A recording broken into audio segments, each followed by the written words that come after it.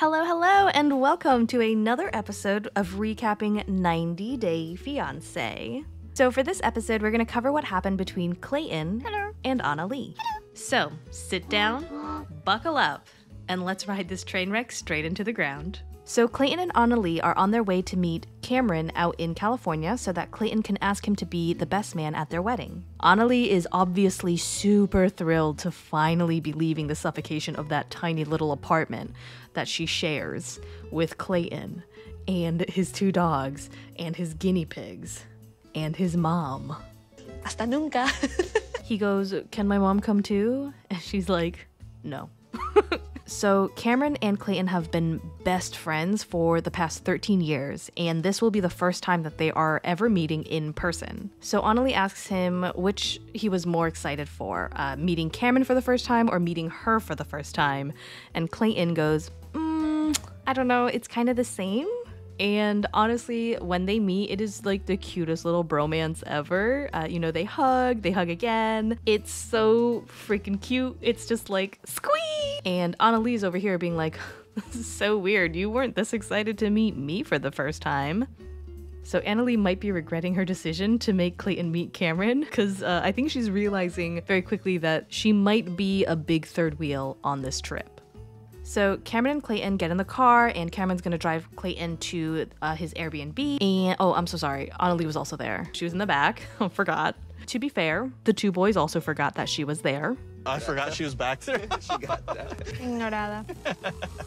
Annalie is definitely regretting the decision to make Clayton come out here, because this is just bromance world and she is just a spectator.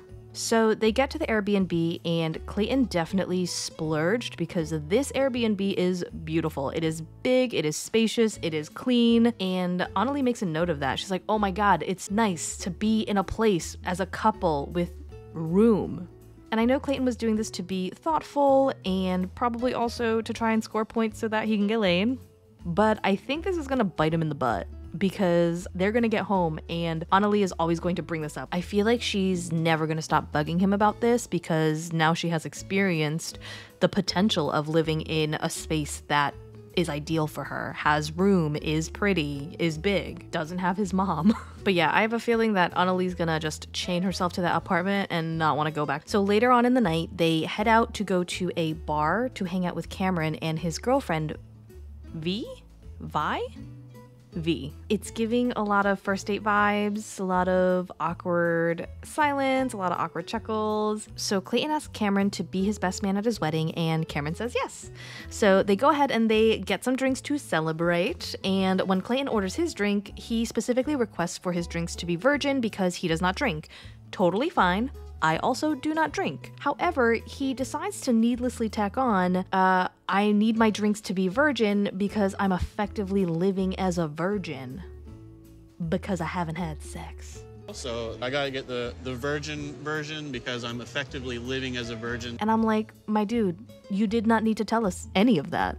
And man, I think I'm starting to see what Clayton meant when he said he thinks he's awkward in social situations, because this was an awkward social situation. Annalie is not impressed with his joke, and I can tell Vi over here is a girl's girl because she is looking at her being like, oh, bestie, that's okay, I get you. I also don't want to screw my man when he's acting a damn fool. There is a deafening silence. So Cameron can see Annalie shooting absolute daggers at Clayton, and he's like, ooh, I know what that look means, bro. And Clayton is like, oh, what's she gonna do? Not have sex with me? And Vi's over here just going, oh. I can tell that she's dated a Clayton before. I've definitely dated a bunch of assholes before, like absolute trash bags. And yeah, after a while, you don't have the desire to be intimate with them anymore because why? I had a boyfriend once that lived like 20 minutes away from me, and we were basically in a long distance relationship because I didn't want to see him for like 2 or 3 months. And with multiple partners, there were moments later on where I would think like, oh my god, am I asexual or do I just have like a really low libido? Turns out, nope, I'm horny as hell. Healthy ass libido. It just shrivels up and dies when I'm around a guy that doesn't know how to wipe the poop from his own butt after he goes number 2. Annalie is understandably very uncomfortable. Clayton is over here airing out their very private sexual grievances with people who are strangers to her that she's meeting for the very first time. And she starts to kind of tear up. She starts to kind of cry. And it's so heartbreaking because I'm like, girl, I get it. Someone needs to tell Clayton that if Annalie does not want to be sexually intimate with him, and it's not because she discovered she's asexual or a lesbian, then it most likely is because he's not showing up for her in some way. Don't make it sound like it's her duty to do it with you, and that if she doesn't, that she's doing something wrong. So Vi jumps in and asks Clayton, so have you ever asked Annalie why she's indefinitely delayed your train into Pound Town?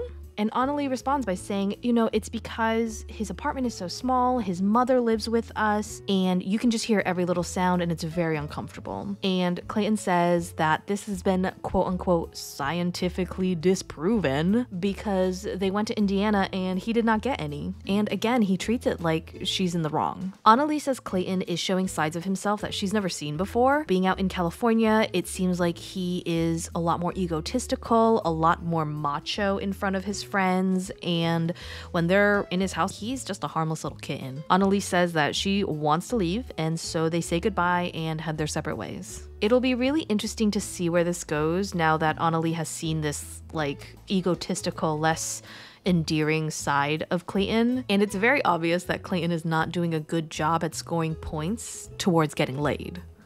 Well, that's it for this episode. Thank you so much for watching, and as always, thank you for not letting me ride this train wreck alone. Bye.